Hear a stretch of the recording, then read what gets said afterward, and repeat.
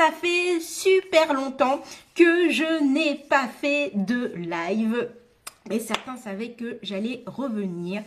Pour ceux qui ne me connaissent pas encore et qui atterriront sur ce live, vont dire mais qui est-elle? Elle s'appelle Eugénie, elle est entrepreneur salariée depuis 9 ans maintenant et mentor en communication globale, offline et online. Hein. La communication, c'est pas que sur les réseaux sociaux et surtout spécialiste en personal branding. Et aujourd'hui, comme je l'ai dit, alors c'est un live de préchauffage parce qu'il y en a certains qui ont l'habitude de mes lives je suis nulle. Les lives où on débriefe des choses avec des invités, justement des choses où ils n'arrivaient pas à faire des actions dans leurs activités et comment ils en sont sortis. Et bien là, c'est un live de préchauffage avant les prochains lives je suis nulle. Et ce live de préchauffage, je voulais vous parler, vous débriefer un petit peu d'un mentoring que j'ai eu ce matin et hier aussi avec des personnes différentes, mais on a un petit peu bifurqué sur les mêmes choses. Alors, je ne sais pas encore, suivant le nombre de personnes qui me regardent ou qui ne me regardent pas, si je vais faire un replay. Je pense que ça va être un replay, puisque ça va être très court. Mais donc voilà, n'hésitez pas, comme d'habitude, en commentaire, je regarderai vos commentaires, à interagir avec moi. Si ça vous parle ce que je dis, si ça ne vous parle pas, interagissez quand même. Mais si ça vous parle, encore mieux. Et je voulais donc vous parler de la comparaison et d'un bon moyen pour pouvoir essayer d'arrêter la comparaison, en tout cas surtout en entrepreneuriat et surtout dans nos business. Alors, je discutais avec ma mentorée hier on va parler de sa communication et on parlait de savoir comment elle souhaitait se présenter et comment elle souhaitait être vue. Elle a une activité de graphiste. Et donc, elle commençait à m'expliquer, mais je ne sais pas trop parce que ce que je vois chez les autres, et là, voilà, ça a commencé. Mais les autres graphistes, ils font ci, les autres graphistes font comme ça. Et en fait, elle se mettait à se comparer à des personnes mais qui avaient aussi, entre guillemets, de la bouteille, c'est-à-dire une plus grande expérience qu'elle, et avec des personnes aussi qui n'étaient pas peut-être dans la même localité qu'elle, avec des personnes, enfin bref, elle comparait des choux et des carottes. Voilà. Et quand on se compare, souvent sur les réseaux sociaux ou avec d'autres, on compare toujours entre guillemets choux et carottes, c'est-à-dire que on n'a rien à voir avec les personnes. Moi, souvent, je me comparais en entrepreneuriat en me disant, mais voilà, il y en a qui réussissent, ça fait 1 an qu'ils sont là, et punaise, ils sont déjà des années-lumière de moi, alors que moi, ça fait 9 ans. Mais qu'est-ce que je fais? Mais je me comparais avec des choux et des carottes. C'est-à-dire que je me comparais avec des personnes peut-être qui habitaient à Dubaï, qui étaient célibataires, voilà, qui voyageaient tout le temps. Alors que moi, il y a 3 enfants à la maison, non 3 grands, mais 3 enfants à la maison, que j'habite en Normandie, dans la campagne normande. Donc voilà. C'est des éléments qui ne peuvent pas coller ensemble. Et souvent en stratégie de marque, quand on essaye justement de faire un audit pour des entreprises, eh bien, on compare les mêmes choses, les mêmes éléments. Mais il y a un truc qu'on fait rarement pour essayer d'arrêter de se comparer et certains connaissent en entrepreneuriat et même en business, on connaît cette chose, mais on l'a fait très peu souvent, c'est se positionner. C'est le positionnement. Alors, il y en a qui vont dire « Ah oui, je connais, mais en quoi ça va me faire arrêter de me comparer ?» Mais c'est très simple. C'est-à-dire que quand on sait se positionner, eh bien, la comparaison devient moins pertinente. Le positionnement, c'est vraiment l'alliage entre ce que vous êtes, donc la connaissance de vous-même, de vos particularités, voilà, de ce qui vous rend unique, en lien avec votre cible. Alors je sais qu'il y en a qui n'aiment pas le mot cible, mais en lien avec ceux que vous voulez en tout cas avoir comme client, voilà, en lien avec votre public cible, ceux vraiment votre public, comme certains disent, votre public de cœur, ceux que vous voulez avoir. Et le troisième, c'est par rapport à la concurrence. Et on va souvent faire en stratégie de marque ce qu'on appelle un mapping concurrentiel, une carte de la concurrence pour savoir où je me place. Parce que quand on se compare, souvent en disant « Ah !» et souvent la comparaison, elle n'est pas du tout, mais alors pas du tout à notre avantage. Mais quand on se compare, c'est « Ah ouais, oh là là, punaise, il fait des trucs trop bien. Oh, j'aimerais trop faire ça, mais je ne suis pas comme ça. » C'est toujours évidemment à notre désavantage parce qu'on pense qu'il nous manque quelque chose. Et on oublie que pour se comparer, c'est parce que aussi on a des éléments que nous, on a des atouts. Et on les oublie tellement souvent. C'est pour ça que la comparaison est souvent notre désavantage, parce qu'on sait parfaitement ce qui nous manque, mais on oublie qu'on part déjà quand même avec des atouts. On part déjà avec des gros bagages. Et ça, on les oublie. Ça, c'est autre chose. Mais ça fait quand même partie de votre schmilblick du fait de se comparer. Mais quand on travaille son positionnement, ben, on a moins à se comparer. Parce qu'on sait où est-ce qu'on est placé. Tout le titre du positionnement, travailler sa proposition de valeur dans sa communication et son positionnement, c'est savoir, ok, par rapport à celui-ci ou par rapport, je vais vous expliquer un peu plus à cet événement, où est-ce que je me situe moi? Et par rapport à ce positionnement, une fois que vous l'avez, vous dites, est-ce que je suis bien là? Si j'essaye un peu d'être plus clair dans le positionnement, je vous avais dit au début, en stratégie de marque personnelle, voilà, on appelle ce qu'on peut faire une carte de la concurrence, c'est-à-dire le mapping concurrentiel. Le mapping concurrentiel, donc carte des concurrents, c'est une carte en fait avec une abscisse inordonnée, je ne sais plus si abscisse ordonnée ou abscisse, enfin bref, vous m'avez compris, voilà, on croit. Et si on met l'exemple, souvent on va mettre l'exemple avec, par exemple, Apple, voilà, en téléphone, et pour ceux qui connaissent avant, BlackBerry. Voilà, les BlackBerry, je ne sais pas s'il y en a qui connaissent, mettez-moi en commentaire, n'hésitez pas, hein, même si vous le regardez en replay, de faire comme si vous étiez en live avec moi. Donc, Apple et BlackBerry, ils font des téléphones, mais différents. On va placer dans la barre, alors, la barre verticale, je ne sais plus si c'est les abscisses ou les ordonnées. N'hésitez pas à me dire en commentaire. Pour éviter vous compris. Dans cette barre-là, souvent, ce qu'on met en haut et en bas de cette barre, on va mettre, par exemple, exclusivité ou accessibilité. Souvent, ça peut être lié au prix, c'est-à-dire haut de gamme ou bas de gamme. Le bas de gamme n'a rien à voir avec dire que c'est nul. Non, c'est justement une question de positionnement.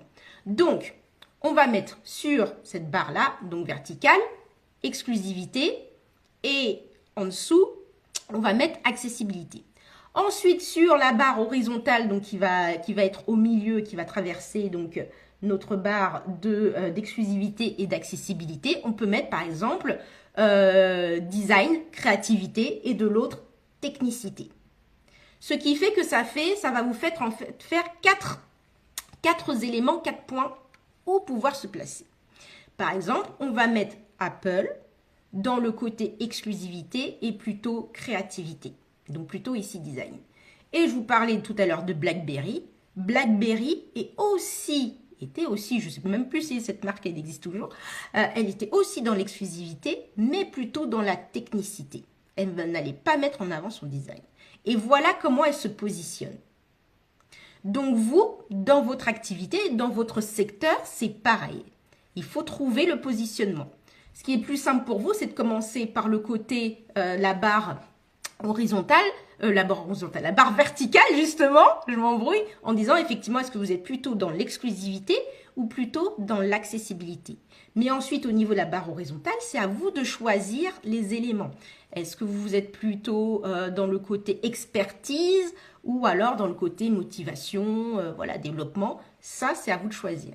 Mais une fois que vous vous placez, vous dites, ah ben oui, par exemple, si vous faites aussi n'importe quoi dans les téléphones, ok, Apple est dans l'exclusivité et le côté plutôt design créatif, Eh bien moi, je vais créer ma marque de téléphone, je vais être dans l'accessibilité, mais toujours dans le design créatif. Je me positionne plus accessible, mais dans le design, voilà, dans la création. Si vous êtes dans la couture, par exemple, on peut faire la même chose. Accessibilité et exclusivité. Et là, vous allez choisir, ben, est-ce que je suis plus technique ou alors est-ce que je fais du sur-mesure ou de l'upcycling. On peut opposer les deux, hein, technicité et upcycling. Et donc, je veux dire, ben, moi, je suis plutôt couturière dans l'exclusivité, mais de l'upcycling. Et le fait en fait d'avoir un positionnement, c'est-à-dire bien planté, je me pose là, mais déjà ça va vous aider dans votre ligne en termes d'action que vous faites dans votre entreprise.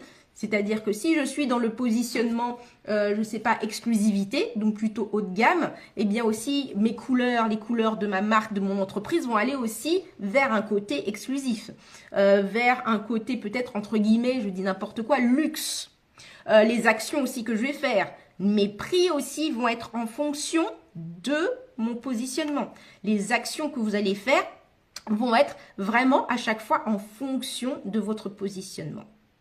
Et à partir de là, ben le truc magique, c'est que quand vous savez où vous voulez être positionné, ben vous n'allez pas vous comparer. Parce que ça devient moins pertinent de se comparer quand on sait là où on veut être placé et là où on veut être vu par rapport à son audience. C'est pour ça que le bon moyen pour arrêter de se comparer en entrepreneuriat dans son activité, ben, c'est d'avoir un positionnement. Et effectivement, un positionnement clair. Hop, désolée, c'était ma limite, je sais pas s'il y en a qui ont vu, c'était ma limite de temps. Alors je sais pas si vous avez vu un écran noir, c'était mon Instagram qui me disait t'as fini, c'est bon, rideau noir. Donc je reprends. Donc le truc c'est que si vous pensez offrir quelque chose de distinctif, donc d'unique, la comparaison en fait devient beaucoup moins pertinente. Voilà. Donc, c'est ce que je voulais vous dire par rapport au débrief du mentoring et pour me remettre un petit peu dans la vibe des lives que j'adore et qui vont bientôt reprendre d'ici peu. Donc, les lives, je suis nulle aussi avec des invités et des petits lives comme ça en quart d'heure pour pouvoir vous parler des débriefs de mentoring que je fais et puis pour certaines problématiques. Donc, je récapitule. Un bon moyen pour essayer d'arrêter de se comparer dans nos activités, c'est déjà avoir un positionnement et avoir un positionnement clair. Plus vous avez ce côté « je sais où je me place » dans cette marée, dans cette concurrence, et moins vous allez vous comparer parce que vous savez comment vous êtes positionné. C'est-à-dire que, par exemple, dans l'expertise de la stratégie de marque, du personal branding, moi, je me positionne du côté accessibilité. Je veux que les personnes puissent facilement papoter avec moi, puissent facilement trouver le lien avec moi. Et c'est surtout que je me positionne aussi du côté léger. Je ne crois pas du tout au côté, c'est pas parce qu'on est professionnel qu'on n'a pas le droit d'être léger, voilà, qu'on n'a pas le droit de rire un peu, etc. Donc, je sais comment je me positionne, donc je ne vais pas me comparer à d'autres personnes qui font, par exemple, qui font du personal branding ou de la stratégie de communication, parce que mon positionnement est différent. Et parce que je le sais, je vais arrêter de me comparer. Et pour vous, c'est pareil, que ça soit dans votre niche, vous avez une niche précise ou un secteur assez large, mais dites-vous comment vous positionnez. Je le rappelle, le positionnement, c'est par rapport à vous. Quels sont vos points de différenciation? C'est par rapport à votre cible, donc l'audience que vous voulez toucher, et c'est par rapport à la concurrence. D'accord? Des personnes qui peuvent exactement faire le même métier que vous, ou des personnes qui répondent aussi aux mêmes problématiques que vous, mais différents. Hein. La confiance en soi, le conseiller en image peut répondre à ça, le maquilleur, la maquilleuse peut répondre à la problématique de manque de confiance, le coach sportif peut répondre à la problématique aussi de manque de confiance pour ses clients. Voilà. C'est ça aussi la concurrence, c'est pas forcément la personne qui fait le même métier, mais la personne qui répond à la même problématique que vous.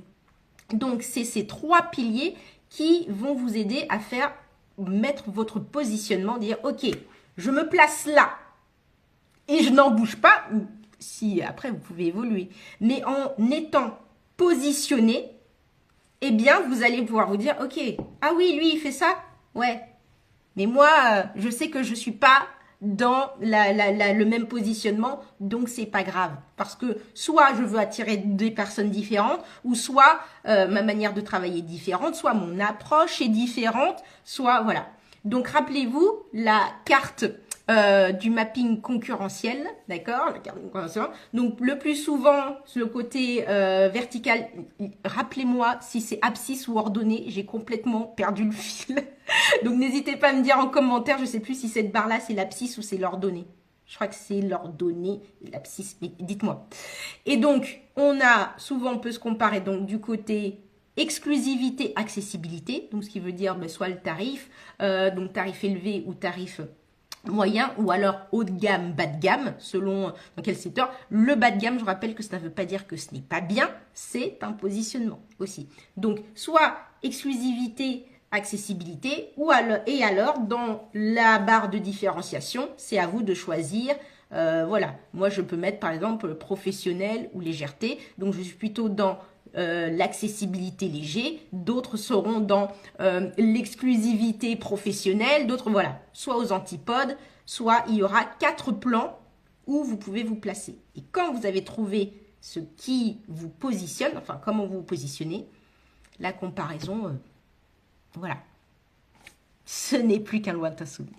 Voilà, je m'arrête là pour ce petit live qui n'était pas prévu, un débrief de mentoring. Si ça vous plaît, si vous avez envie de d'autres lives de débrief, eh bien mettez-moi un petit commentaire que vous avez vu en replay, que c'était cool ou que c'était pas cool du tout. Et puis on se retrouve pour la prochaine fois très bientôt pour de nouveaux lives. Je vous fais des bisous, prenez soin de vous et puis à très vite.